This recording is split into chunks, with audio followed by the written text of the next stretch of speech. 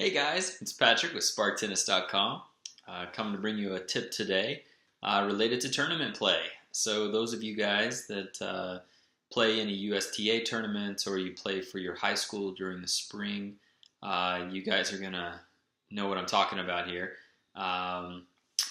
So it just dawned on me after watching a match, I remember last week or the week before, that maybe it's a good thing to bring up a somewhat common sense topic here, but really it's how do we get through matches? How do we win with the least amount of effort so that we can continue on to go deep into a tournament and have a good chance of winning, right? So I want to bring up three things. First of all, being effective. Second of all, being efficient.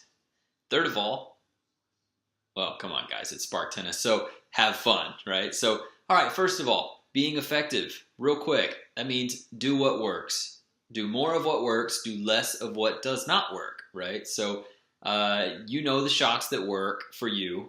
You know the shots that just are not working for some reason.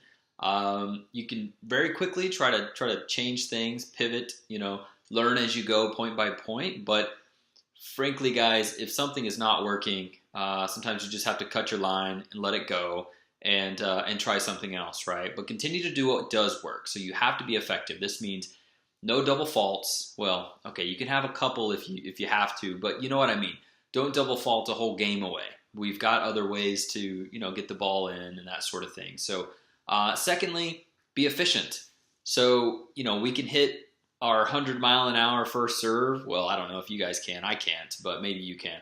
But the question is that necessary? We know it takes a lot of energy to hit some shots, right?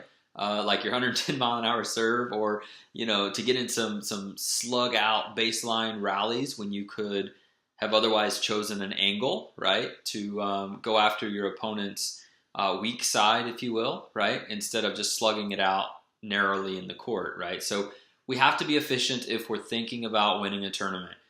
We cannot waste all of our energy in the first match, right? We have to save some for the next match and the next match, and hopefully the following day, right, to finish up the tournament and bring home a trophy. So, and then lastly, of course, have fun out there.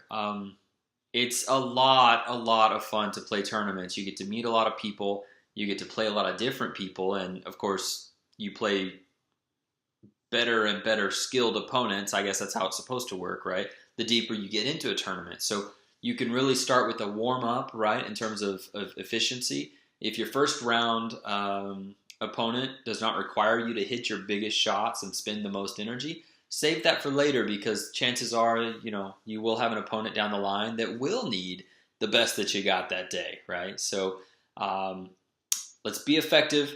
Guys, no double faults. Let's get the ball off the net, and land in the court, all right? If that means more topspin, then great. If it means, you need to stay down on your shots instead of popping up too early, great. If it means bringing your racket and your head closer together on low volleys, then let's do that, right? So you know what you got to do, and if you don't, reach out to anybody in Spark Tennis. You can ask me, right, or anyone else, and we'll help you, right? Because being effective is kind of the way we start to even have fun in tennis, right? It's awesome to hit shots that go in, and it's not so awesome to make the same mistake over and over and over again.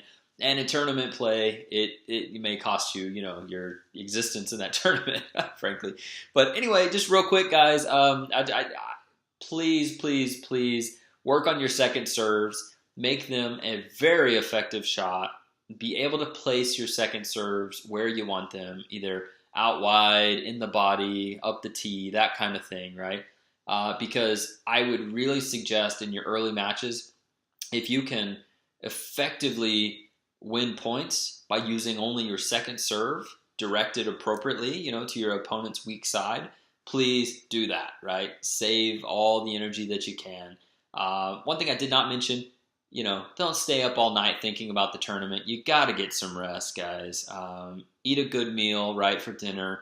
Eat a good breakfast, something that sits easy on your stomach, right? I mean, I'm telling you things that are common sense, but some people forget even to hydrate, right? You need to hydrate before you play as well as during play, right? So whatever your favorite sports drink is, right? Drink some before your matches even start, right? So that you prime your body to be well hydrated. And of course, continue to hydrate throughout the match so that, so that you feel good, right? So you don't have cramps and this sort of thing. So anyway, guys, it's been Patrick with SparkTennis.com. Can't wait to see you on the court. Love you guys. And as always, have fun out there. Alrighty. Cheers. Bye-bye.